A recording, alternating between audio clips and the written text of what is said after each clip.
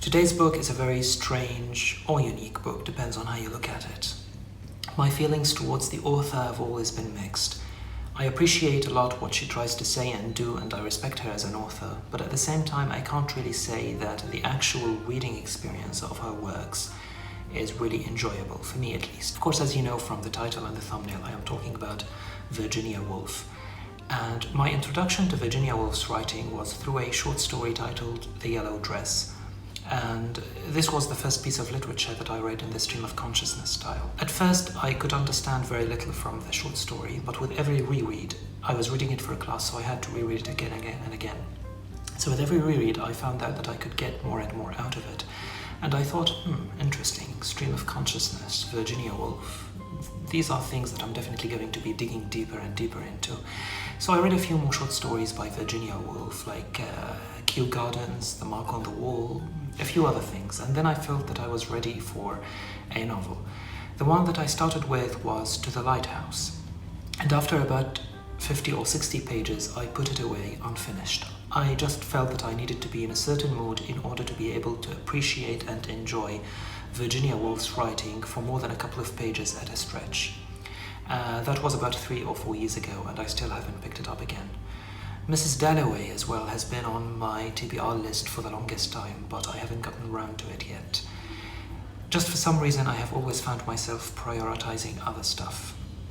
Anyway, the book that I happened to pick up in the end is The Waves, and the reason, to be honest, is simple. I was going through my unread books pile when I came across this little gem. Now, it might not seem much to you, but actually what drew me to it is the fact that it's a very old edition. I found out that it was published in 1968 and it cost back then less than $1.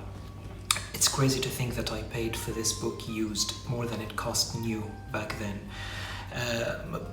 Anyway, I didn't even know that I had this book in my collection. I don't remember where I got it from, and I just fell in love with the feel of this very old book with the yellowed pages and the smell of it and everything. So I decided that this is the book that I'm going to be reading now this week. Let me say it right from the beginning. If you're just getting into Virginia Woolf, this is not the place to start.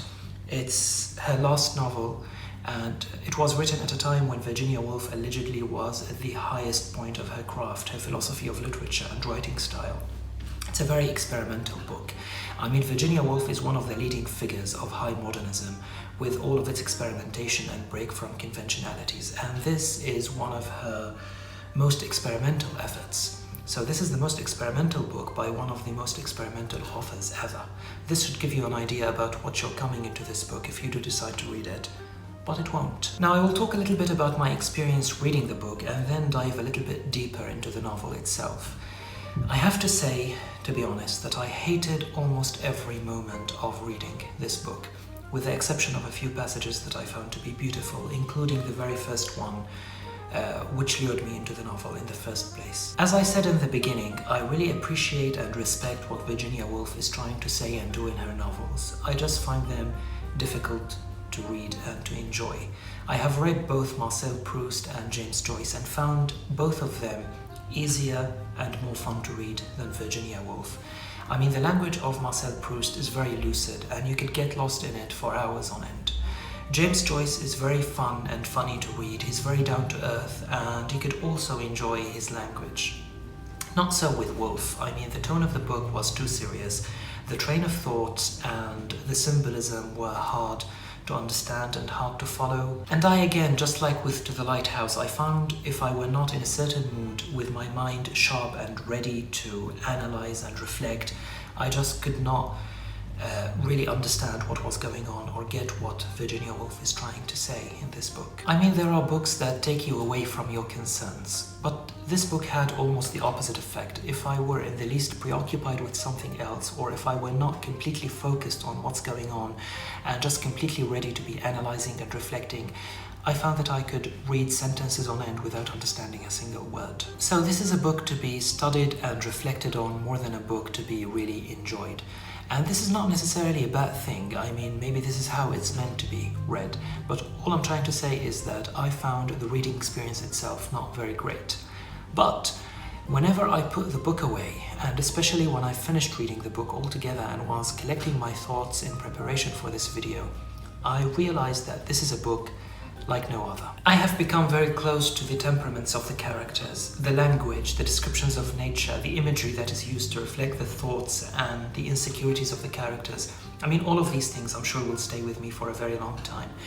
It's one of those things that kind of unlocks a certain perspective to you, and you just know that there are moments, there are thoughts that will haunt you for a very long time. So while I'm not looking forward to rereading this book anytime soon, I know that I will be reflecting on it for a very long time to come.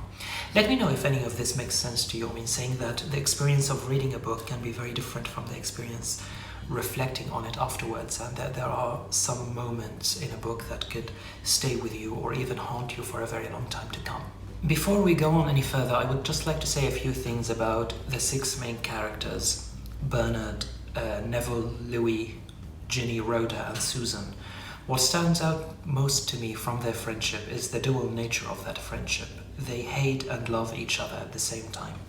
I mean, their insecurities surface most clearly when they are together. They envy each other, they misunderstand each other's actions, and whenever they are together, they just feel like they are diminished versions of themselves. For example, if I remember correctly, Louis envies the ease and self-confidence with which Bernard stops for a moment coming into a restaurant to smooth his hair. And then later on we find out that Bernard's recollection of that moment is not one of self-confidence or ease. On the contrary, it was also a moment of anxiety and envy on his part. I will talk more about this later on, but what I want to say now in the context of friendship is that on one hand, there is these collection of negative feelings, let's say, that they draw from each other, but at the same time, they draw power from each other. At times of mourning, they gather together, and at moments they even merge and become one, metaphorically speaking. For example, since they were infants at one moment, Bernard can guess what Susan is feeling, and even guesses what she will be thinking even before she realizes what she herself was going through. In a similar way, at a dinner scene, Neville can understand what Rhoda is going through even without her saying a single word. And in the end, Bernard says that he is not only Bernard, but he is also Ginny and Rhoda and Neville and Louis and all the others combined. It's as if they're saying, like, no matter the negative feelings in a relationship with friends, at the same time, we and the friends of a lifetime that are always together become one, undifferentiated. We cannot untangle our sense of self from theirs, no matter how different we are. The book is divided into 9 parts, and each part is dedicated to a stage in the life of the characters. And each part is also preceded by a prelude, kind of a prelude, which is a description of a time in the day, with a special focus on descriptions of the light and the waves and nature. The book begins just before dawn, and as we progress through the novel, the day also progresses through morning, noon, afternoon, evening, and then the book closes with the sun being completely sunk. And even though these descriptions follow the course of one day only, they seem to encompass eternity, because the seasons change throughout this day, and the landscape that we're viewing also changes very, very wildly. Now, I just want to say here that the description of the dawn at the very opening of this book, the very first passage, is like one of the most memorable things that I have ever read. You can just feel Virginia Woolf literally conjuring up dawn in her sentences. Anyway, as I said, each description, each prelude prefigures the stage of life that the characters will be at in the following chapter. So in the beginning, with the sun just before dawn, the characters, the 6 main characters, are still very young children at a nursery. And then the sun rises and they go to school. At noon, they go to college. And in the end, with the sun being completely sunk, they are, in their old age, heading towards death. Also, the descriptions set the mood for the coming chapters. So again, in the beginning, as if in anticipation of the budding consciousness of the 6 main characters, there are images of flowers opening and things just very faintly coming to light. Then later on, when a death was coming, we could see images of decay and rottenness everywhere. The birds that were present in all of these descriptions also resembled the characters, sometimes coming together, sometimes breaking into groups, and sometimes each bird just singing on its own in an atmosphere of cacophony. And in the end, we are left with only one bird flying into the darkness, just exactly like the last chapter is dedicated into one character only, Bernard, and is resolved with him charging at death. There are many images and symbols like that in these descriptions. The Waves does not have a single narrator. It has the six main characters that we talked about: Bernard, Neville, Louis, Susan, Rhoda, and Ginny. And these are 6 distinct characters, 3 male, 3 female. But at the same time, sometimes they feel like disembodied voices, and sometimes even like different aspects of the same disembodied voice. But for the most part, they are characters, distinct characters, or at least outlines of characters. They share their childhood together, which binds them forever, and as they grow up, each of them develops his or her own distinctive characteristics. They meet, they talk, they part, and they reflect on each other and reflect on themselves, and they go through experiences, different experiences, and when they do go through the same experience, each of them perceives it and reacts to it in his or her own way. I know all of this sounds very abstract, but because it is very abstract in the novel itself. We don't know very much about these characters. We don't know how they spend their time. We don't know where they come from. We don't know how they make money. I mean, all of these details are missing in the novel, except when it's very crucial to draw out the dispositions and the preoccupations of the characters. There is no story here. There is no plot. It's all about 6 people growing up, and each developing his or her own dispositions towards life, each developing his or her own preoccupations with life, and sometimes sharing some moments together and sometimes merging into one another, as it is mentioned in the novel at one point. Virginia Woolf's concern here is not really to tell a story, but to capture reality, or to capture the essence of experience.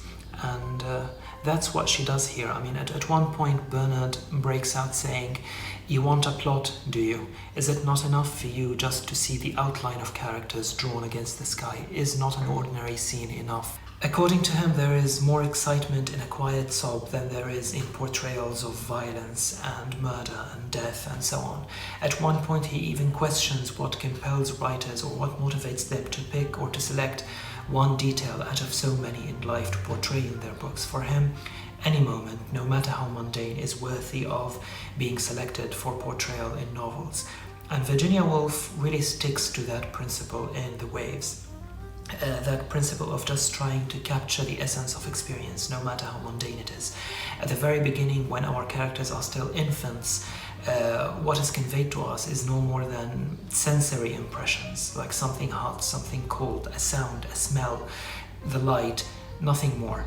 And then as the characters grow up and they develop more consciousness in order to perceive reality and think about it, their turns of phrases, they become longer, and what they convey to us is their reflections, their impressions of the world, which become more and more abstract as they grow up. There is so much more to say about the narrative style in this book, but the last thing I want to mention is about the language itself that it's used.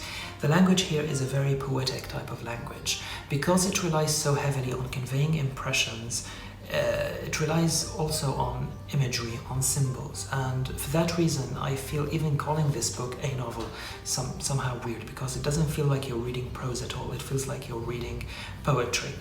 Now, a lot of people say that they found the poetry in the language of this book beautiful, but for me it wasn't beautiful. Effective, yes, but not beautiful. Now, looking back at it, what stands out to me the most is not images of beauty, but images of decay, of horror, of death, of rottenness, of fear.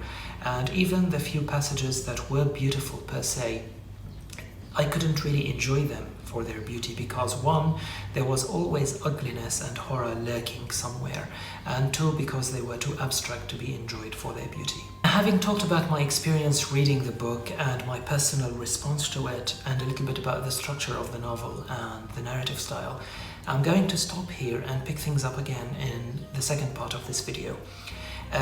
The Waves is a very dense book, and I felt that if I were to have any kind of meaningful conversation about it, I need to go into a little bit of detail. And then I realized that packing all of that into one video is a bit much, so that's why I'm cutting it up. That's why I'm cutting it up in two. And in part 2, I will talk a little bit about each of the characters separately, and then touch a little bit on some of the themes that I found most prominent in the novel. Once part 2 is ready, in a couple of days I hope, I'm going to link it up in the cards above and also in the description, and somewhere here or here, I'm not sure, but yeah, you'll know where to find it. Please make sure to check it out to get the most out of this review. If you like this video, please do give it a thumbs up. If you're not subscribed yet, please do so. It does help with the algorithm and stuff. And finally, if you have been watching so far, thank you. Cheers.